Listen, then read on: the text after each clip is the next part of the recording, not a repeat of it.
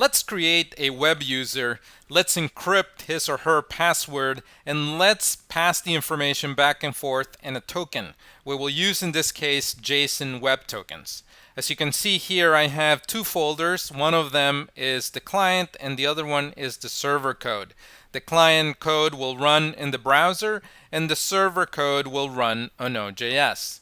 Now before we get started, let me go ahead and show you the server. I'm going to go ahead and move to the editor.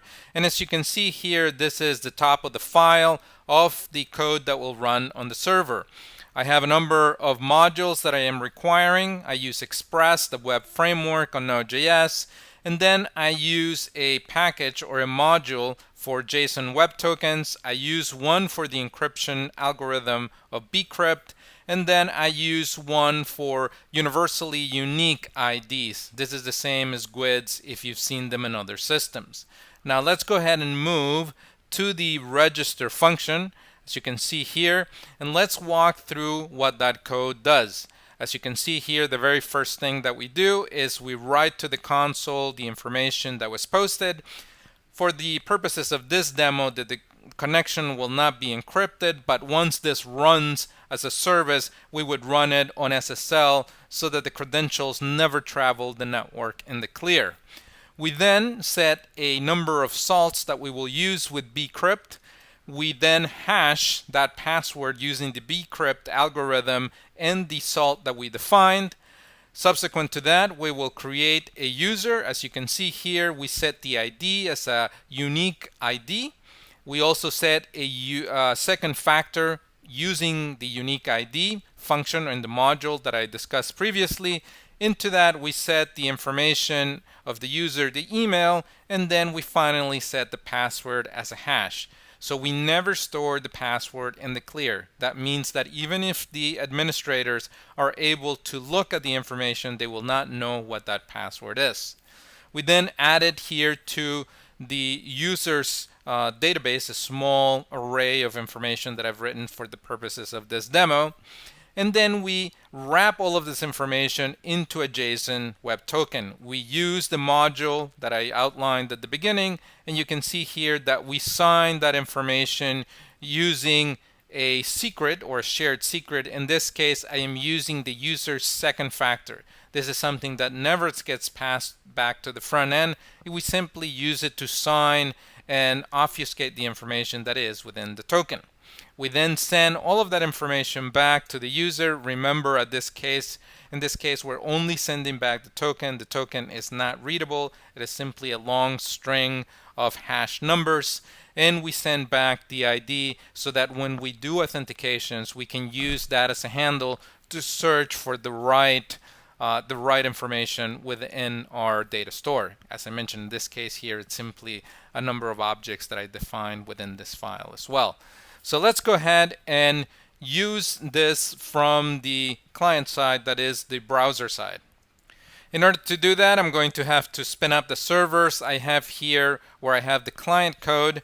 I'm simply going to run an HTTP server. You can use any server you like. I happen to be using one that is an NPM module. It's called HTTP server. I'm then going to run the server side code. This is the one that will do the encryption and the tokens. So as I mentioned, this one runs on Node, and I'm going to go ahead and start the Node server. Now I'm going to go back to the client, and I'm going to enter the path to the localhost server, and I'm going to request register.html. And as you can see there, I have the form that will simply capture the credentials and post them to the server. Okay, let's go ahead and enter a new user. In this case, I'm going to enter Bruce at mit.edu. I'm going to set as a password Batman. I'm going to go ahead and register. And as you can see there, this was successful. It went all the way to the server side. It brought back a user ID as well as a token. And if you see the token, this is simply an amount of information that is hashed and it's not human readable. Now if we go back to the server, we should see the information that we posted. And as you can see in this case, we see the user Bruce at mit.edu and the password being Batman. Now, once you have a token on the client, then you can use that token to access protected routes. And as you can see here, I've created a path or a route that I'm calling protected. And you can see that upon receiving the information from the client, and we'll see an example in a minute, I extract the token and then I verify the token. You can see here the function verify token that is being called. It's right below it. We use the user ID, as I mentioned in a minute, to find the user within our own local data store. We then use that user that we have found, if in fact we find it, and the token that was passed by the client, by the browser. We then verify the JSON web token. As you can see here, we use the token, we use the second factor. As we mentioned, this comes from the user data store, and we decode that information. We then make a comparison of the email ID and the user ID to verify that in fact this token is being presented by the user who has this information. If this is correct, we then return to the function that called. As you can see here, we then have a token at this time. We can write a message to the console saying that the route has been verified.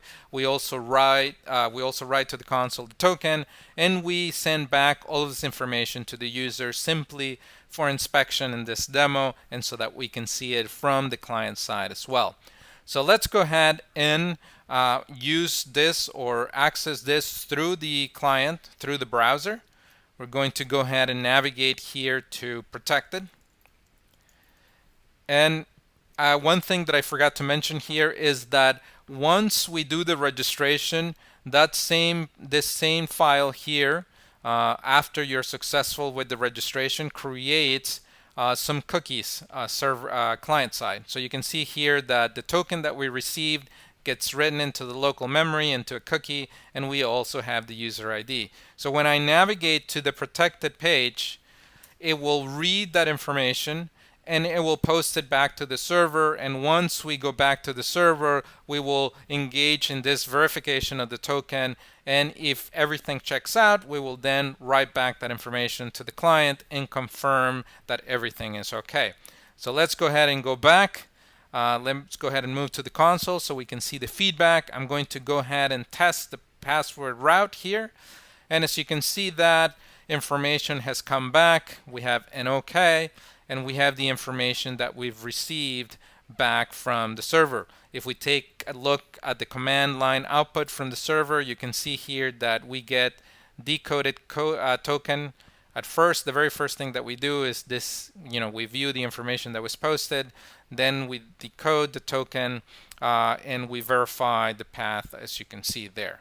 So take a look at the code. I will share all of the code with you. This is simply a small example of how to use JSON web tokens and encrypt passwords so that the information that is being kept by users from the users on the server is secure.